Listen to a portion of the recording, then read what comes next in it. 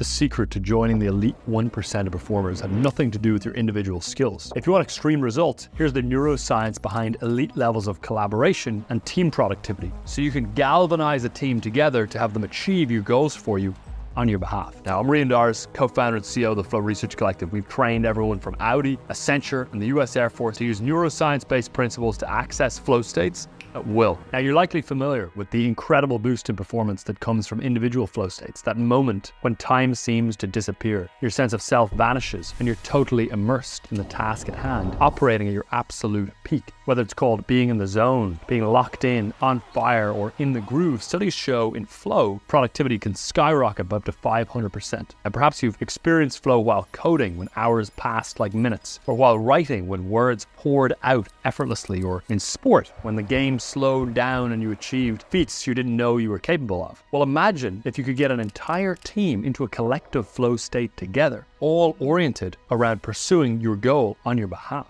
A state of such perfect synchronization and unity that the group operates as one seamless entity with skills amplified and coordination so fluid it feels almost telepathic. What could you accomplish? Well, a few years back, I helped my business partner, Steven Kotler, research forms of flow, different kinds of flow states, for the book Stealing Fire. We looked at the phenomenon of groups in flow state. And Steven, in the book Stealing Fire, had Navy SEAL Commander Rich Davis describe it as follows. When referring to Navy SEALs, he called this merger of consciousness the switch. The switch is an altered state, where our normal waking consciousness vanishes completely, replaced by an intense euphoria and a powerful connection to a greater intelligence. For the SEALs, once that switch was flipped, the experience was unmistakable. Their awareness shifted. They stopped acting like individuals, and they started operating as one, a single entity, a hive mind. In the high-stakes hot zone that is their job, this collective awareness is, as Davis says, the only way to get the job done. Like the SEAL Team 6 raid in Abbottabad, Pakistan, resulting in the elimination of the leader of Al-Qaeda, Osama bin Laden.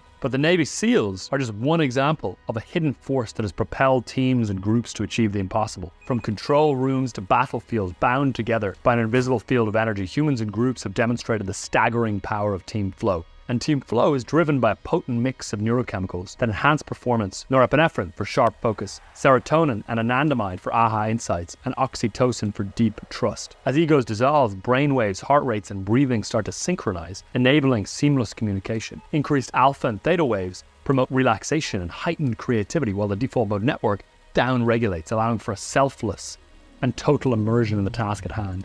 But team flow is more than just a neurological high. It's the key to unlocking the highest levels of human potential and performance. The ability to consistently unlock team flow may be the most important meta skill of the 21st century. Master it and your team will be unstoppable. But how do you do it? How do you create the conditions for team flow so you can rally a group of incredible people, get them into this state, all oriented on pursuing and realizing whatever your mission is? Well, as a leader, the most vital trigger for team flow is assembling the right team for team flow in the first place. This means aggressively filtering for and attracting team members with the aim of high skill integration, which is one of the most important triggers for team flow.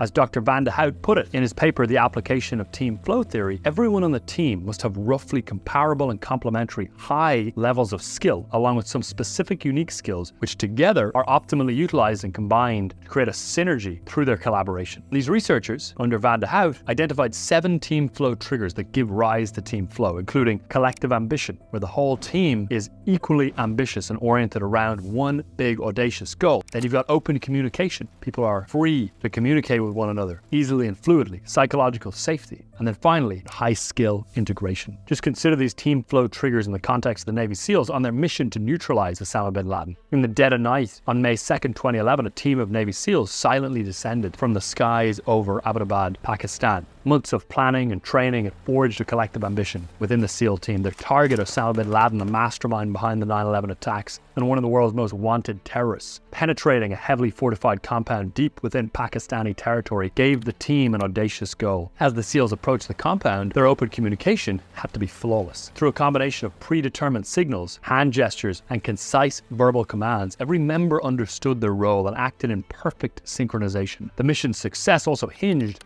on high skill integration. Each SEAL brought a unique set of skills to the table, from weapons expertise to tactical planning to medical training. But more than that, they knew how to integrate these skills, and they all had an equally high level of skill. They had trained to understand each other's strengths, to anticipate each other's moves, and to operate as a single well-oiled machine. Operating under pressure in enemy territory requires high psychological safety among teammates. The SEALs trusted their leaders and each other implicitly. This allowed them to take calculated risks and communicate with no fear of judgment. As the SEAL mission unfolded, the SEALs were fueled by a sense of joint progress. This propelled them forward, maintaining focus and motivation under total chaos. In the end, the mission was a success. Osama bin Laden was eliminated and all members of the SEAL team returned home safely. So now that you've seen some of the flow triggers in action, practically speaking, how do you assemble your SEAL Team 6 to pursue your mission? Well, it took me a long time to figure this out in the most practical way possible. You see, I was familiar with Team Flow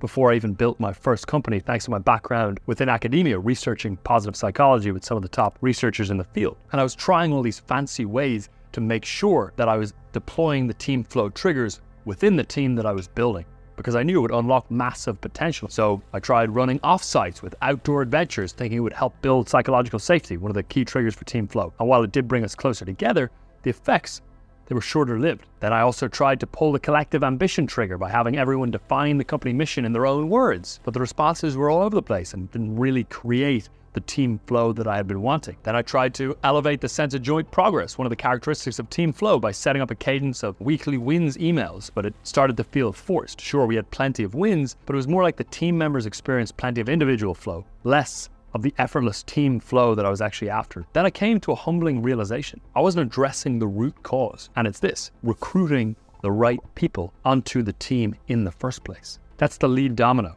to hitting all of the Team Flow triggers as an entrepreneur or a leader. As legendary venture capitalist Vinod Khosla says, the team you build is the company you build. The difference maker between 6 and 7 figures, 7 and 8 figures, 8 and 9 figures, and often beyond, is the talent density of the team that you recruit and gather in the first place. Steve Jobs was someone who understood this intuitively. He didn't just value good developers. He believed a single superstar could outperform an average team by a factor of 50, 100, even 1,000. Valuing talent density is crucial because A players attract more A players, while B players will breed mediocrity, and you'll eventually end up with C players who will drive out the A players.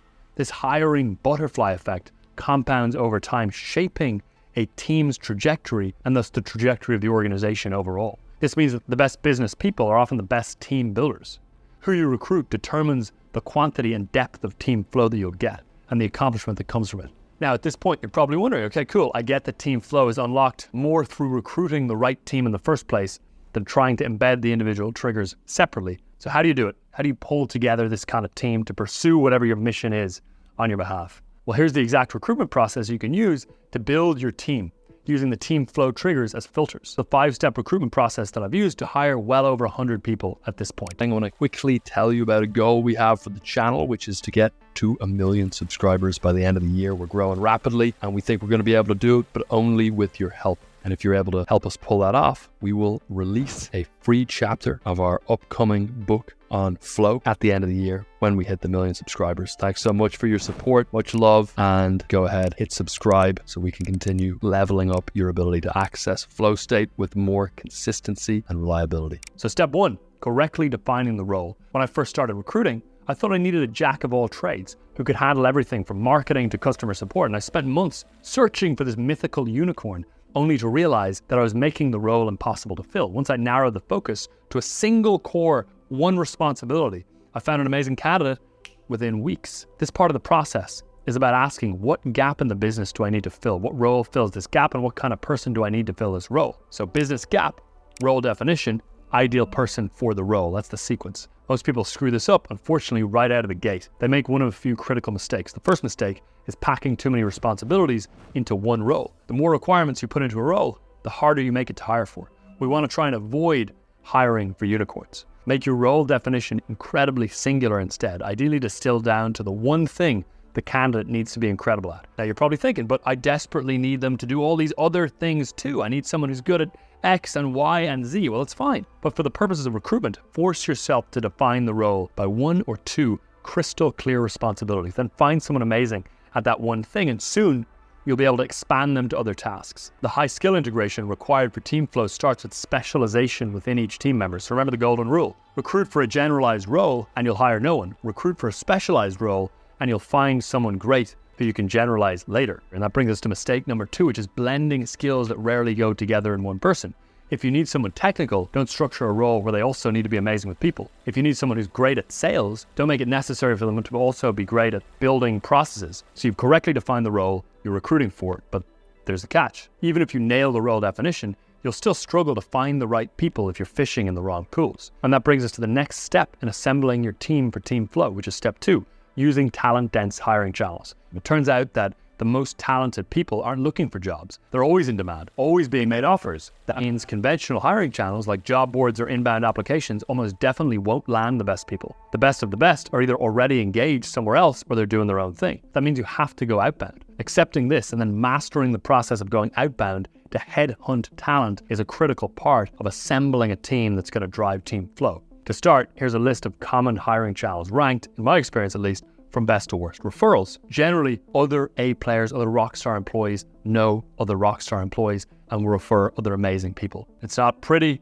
it's not particularly egalitarian, but referrals tend to, if you ask most entrepreneurs, be the source that drives most of their best employees. The second is deep outreach. This involves reaching out to people in your network and asking a critically phrased question, not, do you know someone who would be good for X, Y, or Z role? Because in most cases, they'll think of people who are good at that specific skill and they'll say, they're available, they're booked up, they'd never do this for a job. Instead, you want to ask, who's the best person you know at X and would you mind introducing me? And then you repeat that process continuously throughout your network and with everyone that you get introduced to. Eventually, you'll hit someone who's a fit. The third is outbound headhunting, building a list of possible candidates for your role via LinkedIn and getting in touch with each through some form of customized outreach. And then you've got first degree inbound, marketing the job to your list, social audience or following. And then there's recruiters and sourcers. Sourcers find candidates and you screen them. Recruiters find candidates and screen them for you. Both can work great, but they need to be great or it's not going to work great. And you've got LinkedIn ads, posting a job ad on LinkedIn. It's fairly straightforward. And then finally, my least favorite, job boards. Although Angel List is my favorite personally. Now you'll notice that the top 3, referrals, deep outreach, and outbound headhunting, are time intensive and fairly challenging to scale. This is true. Recruiting a world-class team that unlocks team flow is messy. It takes time and it's difficult to systematize. But those channels are the best for finding the best candidates by far. Now some tips to nail each of these channels. First, referrals. Offer a large cash bonus for a successful referral. I like to offer up to $30,000 in cash. The condition is that they have to be a direct referral and the candidate has to stay in the role for 3 months, at which point paying that kind of referral out often is a no-brainer, at least for a senior role. You can offer a lower referral bonus for a smaller role. And this is a win-win because it drives up people's willingness to refer, and you only pay it if you're sure that the candidate is a rock star that you're going to keep on your team. Next, you've got deep outreach. And again, with deep outreach, as I mentioned, when asking for intros, you don't want to ask, who do you know that's good at X and interested in a job? If you do that, people will have no intros for you, because good people they know will not be looking. Instead, you want to ask, who do you know that's the best at X? Would you mind connecting me with them, even if they're not looking for a job? Then there's outbound headhunting. First, you want to get someone on your team to build a list of 100 or so candidates who look like rock stars for the role from LinkedIn. Then in-mail all of them with a brief description of your company, the role, and the comp, making it all sound incredible, of course. Now, a nice little trick that I found very helpful is rather than asking, is this of interest to you when reaching out to these people who seem like great prospects for your role, instead ask, do you know anyone this would be of interest to? The majority of the time they'll reply saying, well, actually, you know what, this kind of sounds interesting to me. Gets a better response rate, nice little psychological tweak. Now, critical point on using these channels for recruitment. You may get drastically lower volume than you're expecting you need. When I was bad at recruiting, I would get hundreds, sometimes over 1,000 applications for a given role because I'd have it on job boards and all over the place. Now that I'm better at recruiting and filtering with the team flow triggers, I'll usually have under 10, sometimes under 5 candidates per role before making the hire. Quality beats quantity all day when it comes to this kind of stuff. Now, roles are defined and you've avoided the common mistakes. Now it's time to write the job description with the most compelling sales copy you can possibly muster. And that brings us to the next step in assembling your team for flow. Making your job description your best sales page. A job description is a critical tool for attracting top talent for team flow. Just like companies craft compelling sales pages to showcase their products, you need to sell the unique opportunity of working on your team. The goal is to make the position irresistible to the right candidate by highlighting the audacious goal the team is striving for. As TeamFlow research indicates, the audacious goal of the team should be clear and meaningful to all team members, compatible with members' individual goals and growth promoting. And this job description landing page is where you will communicate that audacious goal. Here's a proven format for your job description landing page. The first is the title. Make titles simple and aligned to other titles in the market. Sometimes people get fancy with their titles, chief dojo officer or whatever it is. You want to keep them fairly straightforward so that people can know that the job is for them if that's the title they identify with. The second part of the landing page can be a question that calls out your ideal candidate and emphasizes the best thing about the role to them. Would you like to run a world-class client success team with all the autonomy you could dream of in a mission-driven, rapidly scaling startup, is an example. Then next up, you've got our company. This is where you put a compelling breakdown of your company, culture, collective ambition, and mission, and make it feel like they're getting on a rocket ship. Next up, you've got the role, where you describe the role briefly and clearly in 2 or 3 compelling sentences, including details about pay range and location. Then finally, I like to do a "this is for you if" section, where you really list all of the unique descriptors of the ideal person in a way that your candidate will resonate with. This is for you if you are uniquely obsessed with client success and get a thrill from resolving client issues so well that the clients are overjoyed, as an example. Number 6, you've got qualifications. Here you write out the qualifications and dodge corporate speak. For example, you want to have something like you've managed 3+ client success reps before and know how to recruit incredible reps single-handedly. Then you're going to want to have team testimonials. Here you want to put testimonials in video format, ideally from other team members who are on your team, with them describing why it's amazing to work with you. And then you've got client testimonials. Here you want client testimonials to demonstrate the positive impact you're having on others via your mission. Finally, you'll want to add a compelling video to the top of the landing page that's about 3 minutes long and further sells the role, summarizing what's on the page. At this point, boom, you've got a stellar job description that sells the role 10 times better than anyone else out there. One final bonus tip here is to find other amazing talent that do this role. So for example, if you're hiring for a CMO, find a world-class CMO and then interview them. Interview them about what they hate in a role, interview them about the intricacies that they love in a role, take all of that information you've learned from them and weave that into the landing page so that you're speaking to the psychology of the ideal person for the role with a level of detail, nuance and understanding that really reaches out and grabs them as much as possible. Now, this brings us to the next step in assembling your team for flow. Interviewing to sell rather than to assess.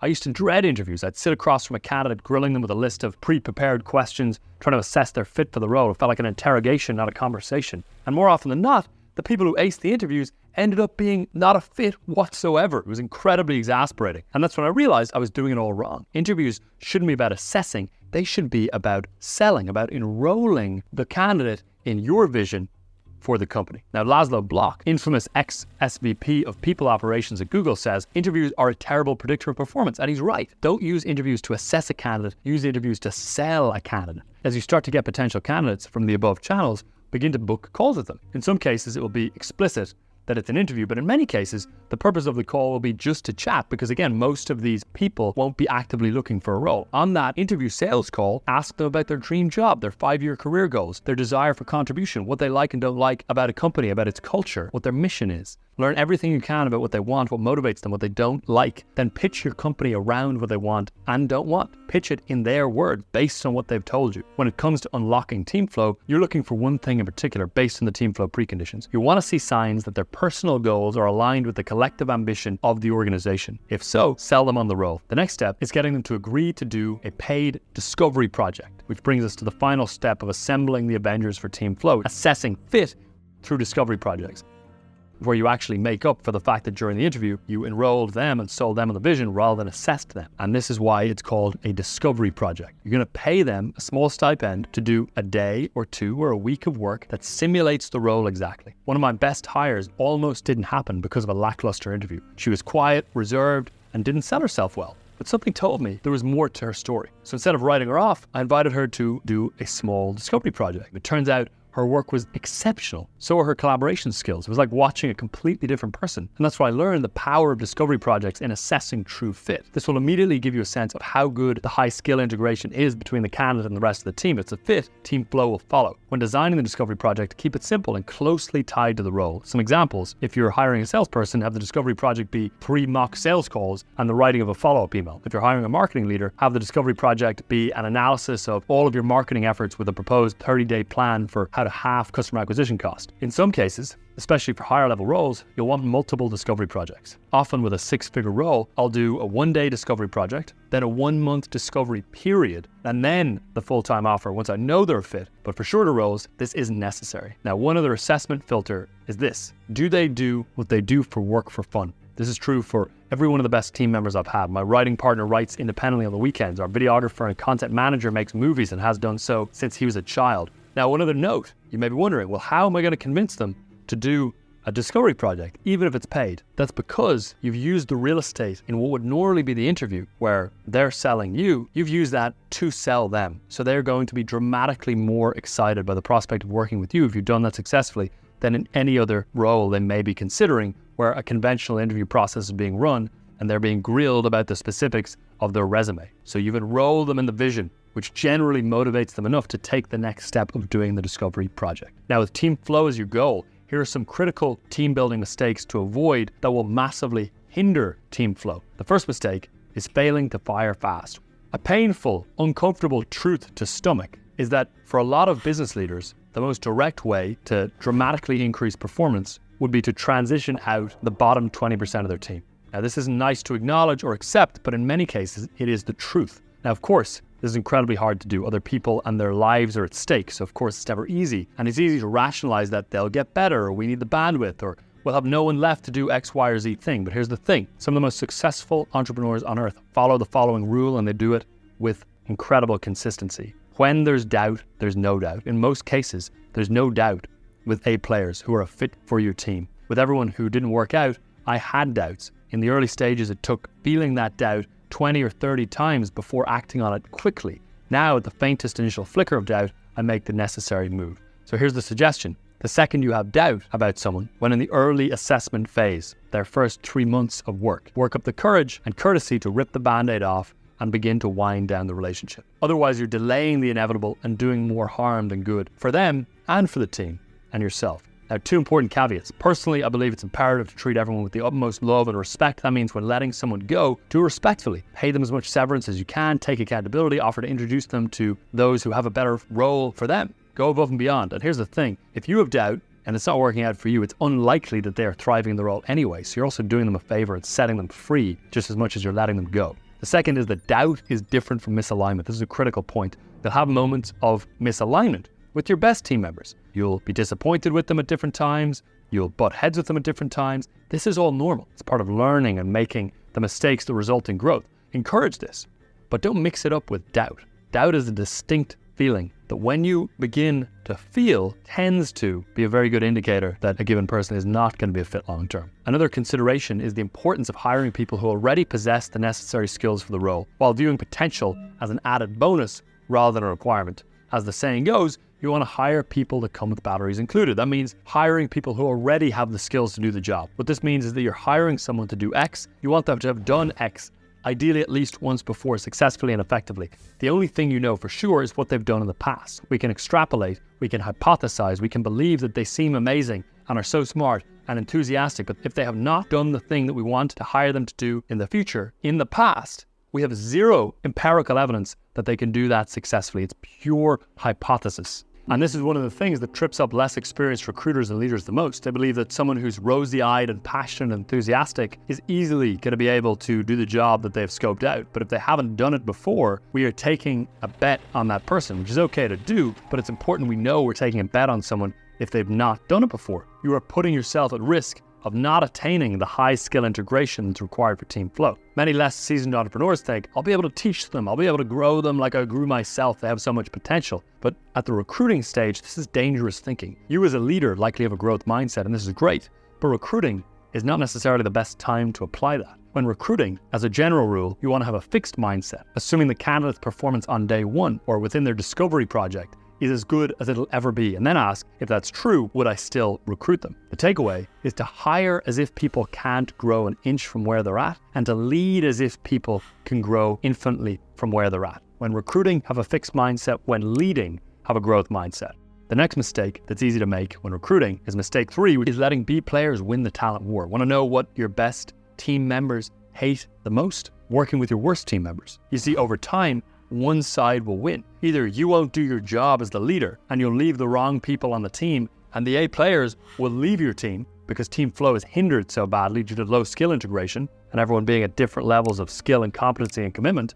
Or you'll do your job, removing the B players and below, respectfully, ethically, helping them succeed at their next endeavor, of course.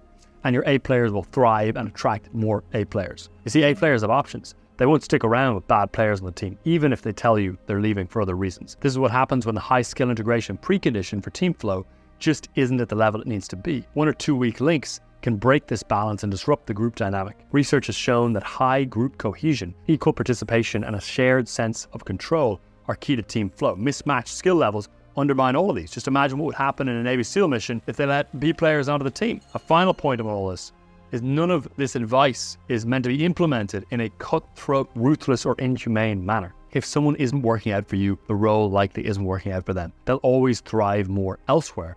Being an A player is contextual. It's not saying anything about that person's intrinsic value. Everyone can be an A player in a certain context. It's about finding A players for your context, for your roles within your team. And so in reality, often you're setting someone free more than you're firing them. But it takes guts. Also, building a loving, respectful, high integrity, deeply bonded culture that's conducive to team flow is in no way in conflict with the suggestions given here. Avoid these 3 mistakes and you'll find yourself surrounded with rock stars. As a mentor of mine once said, when you hire the best people and only the best people, business becomes so good, it feels like you're cheating. Building a supergroup capable of achieving flow together takes time, persistence, and an unwavering commitment to surrounding yourself with the best. But from there, you'll begin to experience the characteristics of team flow. Holistic focus emerges. The team is fully absorbed in a task, aligned towards a common goal. Then there's mutual trust when team members feel safe to be vulnerable and to respect one another deeply. It creates an environment that leads to peak performance. I like to call them, leave them with the keys to the bank account hires. I only want people on the team that I would truly feel comfortable leaving the keys to the bank account with. Then there's a sense of unity which emerges when team members have a shared understanding of their goals and roles. When individuals feel connected to a larger purpose and each other, they invest their full selves. Finally, when in team flow, there's a sense of joint progress. This happens when team members feel their collective efforts are moving them closer to their shared goal, knowing every action contributes to something larger. Team flow stands at the cutting edge of our understanding of how flow works in a collaborative fashion. And now you have a map to unleash it with anyone that you collaborate with. There are a few other things to bear in mind when assembling your team for flow, but just a reminder, you can download a checklist of the recruitment process we just covered for free. Just click the link in the description. It distills the key steps to recruit top talent, the critical mistakes to avoid, and the specific conditions to embed in your team's culture and environment to unlock team flow. Here are some other key things to bear in mind when assembling your Avengers for team flow. First, only allow the best players on the field. Reed Hastings, legendary founder of Netflix, puts this well. If you're serious about talent density, you have to get in the habit of doing something a lot harder, which is firing a good employee when you think you can find an even greater one. One of the reasons this is so difficult in many companies is because business leaders are continually telling their employees, we are a family.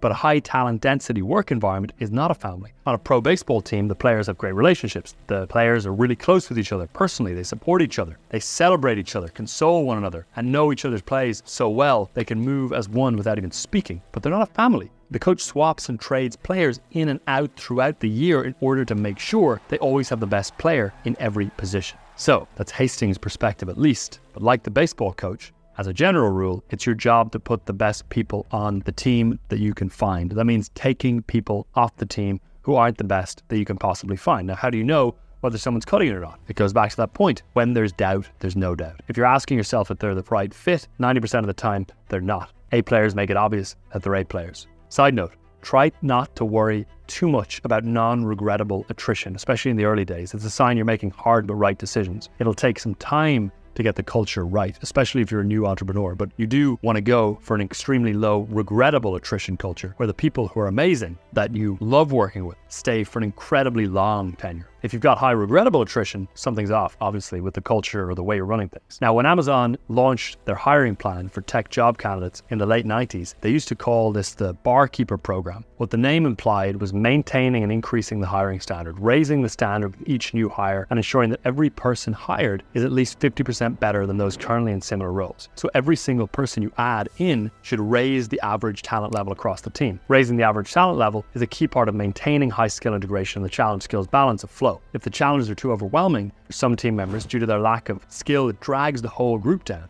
On the other hand, if the challenges continue to rise with the rising skill level, the whole team could continue to get into flow together. To paraphrase Mihai Csikszentmihalyi, the psychologist who coined the term flow, as individuals master challenges in an activity, they develop greater levels of skill, and the activity ceases to be as involving as before. To continue experiencing flow, they must identify increasingly greater challenges. Thus, over time, the balance between challenges and skill enhances competence and even mastery.